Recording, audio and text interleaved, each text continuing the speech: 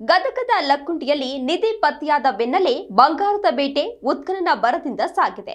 ಈ ಮಧ್ಯೆ ಚಿನ್ನದ ಅವಶೇಷಗಳ ಸದ್ದು ಜೋರಾಗಿದೆ. ಉತ್ತರ ಕರ್ನಾಟಕದ ಸಹ್ಯಾದ್ರಿ ಆಯುರ್ವೇದ ಸಸ್ಯಗಳ ತಾಣೆ ಎಂದೇ ಕರೆಸಿಕೊಳ್ಳುವ ಕಪ್ಪತ್ತ ಗುಡ್ಡದಲ್ಲಿ ಕೂಡ ಚಿನ್ನದ ನಿಕ್ಷೇಪಗಳು ಕಂಡು ಬರ್ತಾ ಇವೆ. ಚಿನ್ನವಷ್ಟೇ ಅಲ್ಲ, ವಜ್ರಗಳ ಭಂಡಾರವೂ ಇದೆ ಎಂದು ಭೂವಿಜ್ಞಾನಿಗಳು ಅಭಿಪ್ರಾಯವನ್ನ ವ್ಯಕ್ತಪಡಿಸಿದ್ದಾರೆ. ಹಾಗಿದ್ರೆ ಕಪ್ಪದ ಗುಡ್ಡದೊಳಗೆ ರಾಶಿ ಬಂಗಾರ ಅಡಗಿದ್ಯಾ? ಈ ಕುರಿತ ವೆರಿ ಇಂಟ್ರೆಸ್ಟಿಂಗ್ ಸ್ಟೋರಿ ಇಲ್ಲಿದೆ ನೋಡಿ.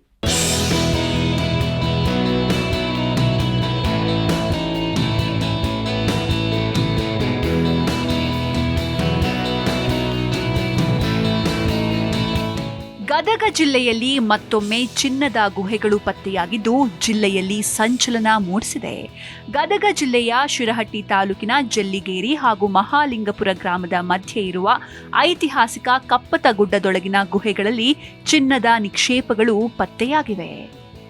ಹೌದು, ಕಪ್ಪತ ಗುಡ್ಡದೊಳಗೆ ಪ್ರವೇಶಿಸಿದಂತೆ ಒಂದೇ ಗುಹೆಯಿಂದ 4-5 ದಿಕ್ಕುಗಳಿಗೆ ಕವಲೊಡೆಯುವ ಹಲವು ಗುಹೆಗಳು ಕಂಡುಬಂದಿದ್ದು, ಈ ಗುಹೆಗಳ ಒಳಗೆ ಅಲ್ಲಲ್ಲಿ ಕಲ್ಲಿನ ಮೇಲೆಯೇ ಚಿನ್ನದ ನಿಕ್ಷೇಪಗಳು ಫಳ ಫಳ ಅಂತ ಹೊಳಿತಾ ಇರುವ ದೃಶ್ಯಗಳು ಕ್ಯಾಮೆರಾ ಕಣ್ಣಿನಲ್ಲಿ ಸೆರೆಯಾಗಿವೆ.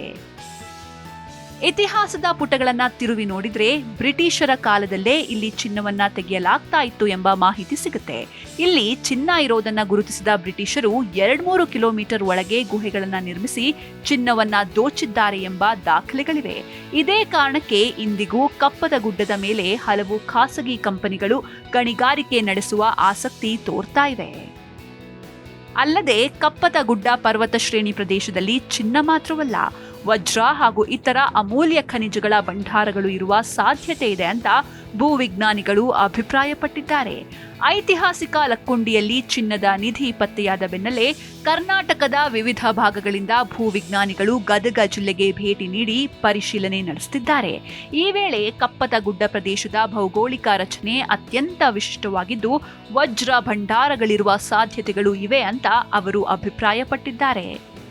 ಗಾಳಿಗುಂಡಿ ಬಸಪ್ಪ ಅಂತ ಅಲ್ಲಿದೆ. ಅಲ್ಲಿ ಬೀಸುವಂಥ ಗಾಳಿ ಇಡೀ ದೇಶದೊಳಗಿಲ್ಲ. ಇವತ್ತು ಪರಿಶುದ್ಧ ಗಾಳಿ ಸಿಗೋದೇ ಕಪ್ಪತ್ ಗುಡ್ಡದಿಂದ. ಸೊ ಕಪ್ಪತ್ ಗುಡ್ಡ ಸಂರಕ್ಷಣೆ ಮಾಡೋಗೋಸ್ಕರ ತೋಂಟದಾರ್ಯ ಮಠದ ಮಹಾಸ್ವಾಮಿಗಳ ನೇತೃತ್ವದಲ್ಲಿ ಅದನ್ನು ಹೋರಾಟ ಮಾಡಿ ಉಳಿಸ್ಕೊಂಡಿದ್ದಾರೆ. ಕಪ್ಪತ್ ಗುಡ್ಡ ಪ್ರಾಧಿಕಾರ ಮಾಡಿದ್ದಾರೆ.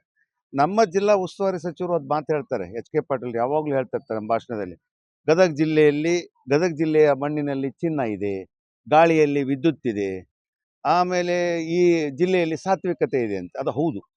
ಆದರೆ ನಿಜವಾಗಿ ಇದನ್ನು ಉಳಿಸ್ಬೇಕು ಅಂದರೆ ಈ ರೀತಿ ಅಗದು ನಾಳೆ ಕಪ್ಪತ್ ಗುಡ್ಡವನ್ನು ಅಲ್ಲಿ ಸಿಗ್ತದೆ ಅಂತ ಹೇಳಿ ಈಗಾಗಲೇ ಮೈನಿಂಗ್ ಮಾಡಿ ಅದನ್ನು ಹಾಳು ಮಾಡಿದ್ದಾರೆ. ಅಕ್ರಮ ವ್ಯವಸ್ಥೆ ನಡೆದಿದೆ. ಆಮೇಲೆ ಪ್ರಾಧಿಕಾರ ಮಾಡಿದ್ರು ಅದು ಯಾವುದಕ್ಕೂ ಉಪಯೋಗ ಇಲ್ಲ, ನಿರುಪಯುಕ್ತ ಆಗಿದೆ. ಅದರ ಬೆಳವಣಿಗೆಯಲ್ಲಿ ನೋಡಬೇಕಂದ್ರೆ ಪ್ರಾಧಿಕಾರ ಅದನ್ನು ಭಾಳ ಸಂರಕ್ಷಣೆ ಮಾಡ್ತಾರ ಅಂದ್ಕೊಂಡಿದ್ರು. ಈ ಪ್ರದೇಶ ದಕ್ಷಿಣ ಭಾರತದ ಪ್ರಸಿದ್ಧ ಪ್ರೀ ಕ್ಯಾಂಬ್ರಿಯನ್ ಶಿಲಾರಚನೆಯ ಭಾಗವಾಗಿದ್ದು, ಇಂತಹ ಪ್ರಾಚೀನ ಶಿಲಾರಚನೆ ಪ್ರದೇಶಗಳಲ್ಲಿ ವಜ್ರಗಳು ದೊರೆಯುವ ಸಾಧ್ಯತೆ ಹೆಚ್ಚಿರುತ್ತೆ ಅಂತ ಭೂವಿಜ್ಞಾನಿಗಳು ತಿಳಿಸಿದ್ದಾರೆ. ಹಿಂದಿನ ಅಧ್ಯಯನಗಳು ಮುಖ್ಯವಾಗಿ ಚಿನ್ನದ ಸಂಶೋಧನೆಗೆ ಸೀಮಿತವಾಗಿದ್ರೂ ಇತ್ತೀಚಿನ ಸಮೀಕ್ಷೆಗಳು ವಜ್ರ, ಕಬ್ಬಿಣ ಮತ್ತು ಮ್ಯಾಂಗನೀಸ್ ಸೇರಿದಂತೆ ಇತರ ಅಮೂಲ್ಯ ಖನಿಜಗಳ ಭಂಡಾರಗಳು ಇರುವ ಸಾಧ್ಯತೆಗಳಿರುವ ಸೂಚನೆಗಳನ್ನು ನೀಡ್ತಾ ಇವೆ. ಪತ್ತೆಯಾಗಿರುವ ಚಿನ್ನದ ನಿಧಿ ಬಂಡೆಗಳು ಪ್ರಾಚೀನ ರೂಪಾಂತರ ಶಿಲೆಗಳಂತೆ ಕಾಣುತ್ತವೆ. ಇದರ ಬಗ್ಗೆ ಸಮೀಕ್ಷೆ ನಡೆಸಬೇಕು.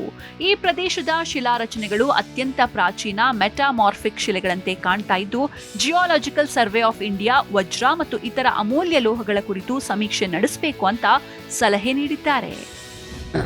ಈಗಾಗಲೇ ಲಕ್ಕುಂಡಿಯಲ್ಲಿ ಬಂಗಾರ ಸಿಕ್ಕಿದ್ದು, ಅದೇ ಪ್ರಕಾರವಾಗಿ ಕಪ್ಪತ್ತ ಗುಡ್ಡೆಯಲ್ಲಿ ಸಾಕಷ್ಟು ಸಂಪತ್ತು ಭರಿತವಾದಂಥ ಗುಡ್ಡ ಇರ್ತಕ್ಕಂಥದ್ದು. ಅಲ್ಲಿ ಏನೈತಿ, ಅನೇಕ ಗುಹೆಗಳು ಅದಾವ. ಈಗಾಗಲೇ ಬ್ರಿಟಿಷರ ಕಾಲದಿಂದ ಸಹತಿಗೂ ಅಲ್ಲಿ ಬಂಗಾರ ಇರ್ತಕ್ಕಂಥ ಸ್ಥಳ ಅದಾವ. ಅದನ್ನು ಉಳಿಸಿ ಬೆಳೆಸುವಂಥದ್ದು ಏನೈತಿ ನಮ್ಮ ಸರ್ಕಾರ ಈ ನಿಟ್ಟಿನಲ್ಲಿ ಹೋದ್ರೆ ನಮ್ಗೆ ಪರಿಸರಕ್ಕೆ ಅನುಕೂಲ ಆಗುತ್ತೆ. ನಮ್ಮ ಗದಗ ಜಿಲ್ಲೆಗೂ ಸಂಪದ್ಭರಿತ ನಾಡು ಉಳಿತೈತೆ ಅಂತಂದೇಳಿ ನಾನು ಕಳಕಳಿಯಿಂದ ಹೇಳ್ತೀನಿ.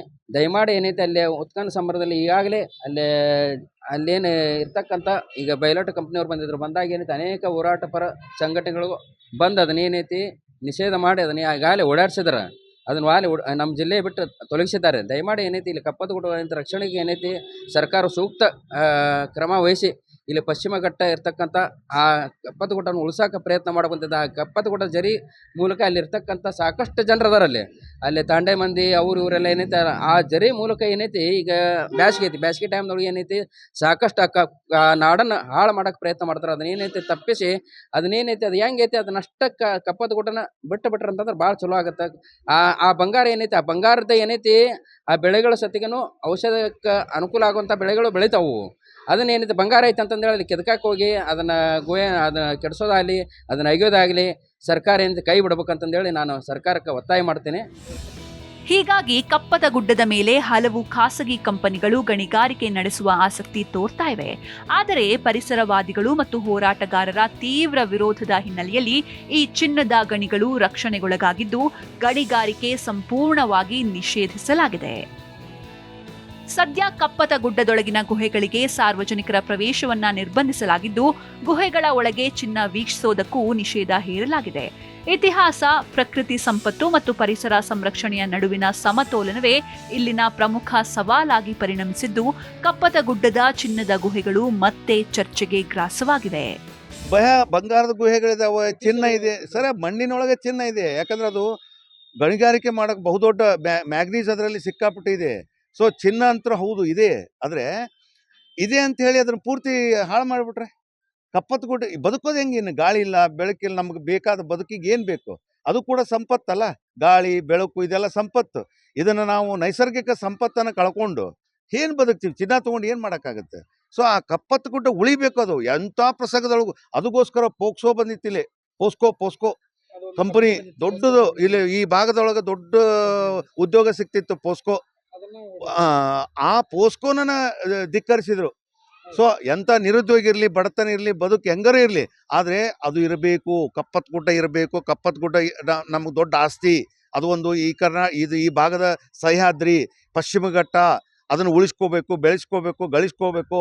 ಅದರ ಮೂಲಕ ನಾವೆಲ್ಲ ಗಾಳಿ, ಬೆಳಕು, ಶುದ್ಧ ಪರಿಸರ, ನೈಸರ್ಗಿಕವಾದಂಥ ವಾತಾವರಣ, ಇವೆಲ್ಲ ಹಸಿರುಕರಣ ಇವೆಲ್ಲ ಮಾಡ್ಕೋಬೇಕು ಅನ್ನೋಂಥ ಉದ್ದೇಶದಿಂದ ಅದನ್ನು ಉಳಿಸಿದ್ದಾರೆ ವಿನಃ ಈಗ ನೀವು ನಿಧಿ ಸಿಗತ್ತಾ ಅಂದ್ಕೊಳ್ಳೇನ ಇನ್ನು ಚಲೋ ಆಗ್ತೈತೆ. ಅದಕ್ಕೆ ಅಕ್ರಮವಾದಂಥ ಅಗೆಯೋದು ಚಲೋ ಆಗುತ್ತೆ. 70 ಗಿರಿ ನೋಡೋದಕ್ಕಿಂತ ಕಪ್ಪತ್ತಗಿರಿ ನೋಡು ಅಂತ ಉತ್ತರ ಕರ್ನಾಟಕದಲ್ಲೊಂದು ಮಾತಿದೆ. ಉತ್ತರ ಕರ್ನಾಟಕದ ಸಹ್ಯಾದ್ರಿ, ಆಯುರ್ವೇದದ ಸಸ್ಯಕಾಶಿ, ವನ್ಯಧಾಮ ಹೀಗೆ ಅಪಾರ ಸಂಪತ್ತನ್ನ ಹೊಂದಿದ ಕಪ್ಪತಗುಡ್ಡ ಕೇವಲ ಪರಿಸರಕ್ಕೆ ಮಾತ್ರವಲ್ಲದೆ ಅಪಾರ ಖನಿಜ ಸಂಪತ್ತಿಗೂ ಸಹ ಹೆಸರುವಾಸಿ. ಆದರೆ ಈ ಹಿಂದೆಯೇ ಕಪ್ಪತಗುಡ್ಡಕ್ಕೆ ಬಂಡವಾಳಶಾಹಿಗಳ ಕರಿನೆರಳು ಬಿದ್ದಿತ್ತು. ಆದರೆ ಅದಕ್ಕೆ ಅಂದಿನ ಗದುಗಿನ ಶ್ರೀ ತೋಂಟದಾರ್ಯ ಮಠದ ಸಿದ್ಧಲಿಂಗ ಶ್ರೀಗಳ ಹೋರಾಟ ಇಂದಿಗೂ ಸವಿನೆನಪು. ಗಣಿಗಾರಿಕೆಗೆ ಪರವಾನಗಿ ಪಡೆದವರು ನ್ಯಾಯಾಂಗ ಹೋರಾಟ ಮಾಡ್ತಾ ಬಂದಿದ್ರು ಕೂಡ ಸದ್ಯ ಅಂತಿಮವಾಗಿ ಕಪ್ಪತ್ತಗುಡ್ಡ ರಕ್ಷಣೆಗೆ ಕಾನೂನಿನ ಬೇಲಿ ಹಾಕಲಾಗಿದೆ. ಈಗ ಏನೈತಿ ಬ್ರಿಟಿಷರ ಸತಿಗೂ ಅಲ್ಲಿ ಬಂಗಾರ ಸಿಗತ್ತಂತಂದೇಳಿ ಅಲ್ಲಿ ಗುಹೆಗಳು ಎಲ್ಲ ಸಾಕಷ್ಟು ಪ್ರಮಾಣದಾಗ ಮಾಡಿದ್ರು.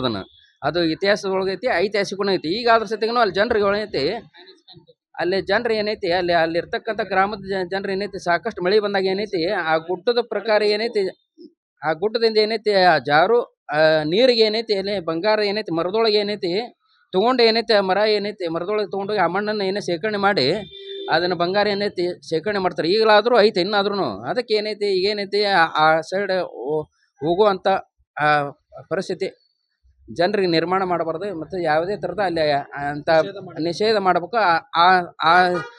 ಆ ಕಪ್ಪದ ಗುಡ್ಡದಿಂದ ಉಳಿಸಿ ಬೆಳೆಸೋಕೆ ಏನೈತಿ ಪ್ರಯತ್ನ ಮಾಡ್ಬೇಕಂತ ನಾನು ಜಿಲ್ಲಾಡಳಿತಕ್ಕೂ ಮತ್ತು ಸರ್ಕಾರಕ್ಕೆ ಒತ್ತಾಯ ಮಾಡಬೇಕು. ಅದೇನೇ ಇರ್ಲಿ, ಲಕ್ಕುಂಡಿಯ ಉತ್ಖನನ ಅಂತ ಸದ್ಯ ಕೆಲವರ ಕಪ್ಪು ನೆರಳು ಕಪ್ಪತ್ತಗುಡ್ಡದ ಮೇಲೆ ಬೀಳದಂತಾಗ್ಲಿ.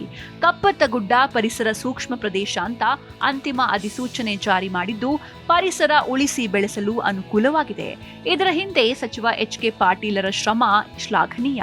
ಇದರ ನಡುವೆ ಮತ್ತೆ ಚಿನ್ನ ನಿಕ್ಷೇಪ ಅಂತ ಗಣಿ ಕುಳಗಳ ವಕ್ರ ದೃಷ್ಟಿ ಕಪ್ಪತ್ತಗಿರಿ ಮೇಲೆ ಬೀಳದಂತಾಗ್ಲಿ ಅನ್ನೋದೇ ನಮ್ಮ ಆಶಯ. ಕ್ಯಾಮರಾಮನ್ ವಿಜಯ್ ಕಾಗನೂರ ಮಠ ಜೊತೆ ಫಾರೂಕ್ ಮಕಾಂದಾರ್, ಜಿ ಕನ್ನಡ ನ್ಯೂಸ್, ಗದಗ.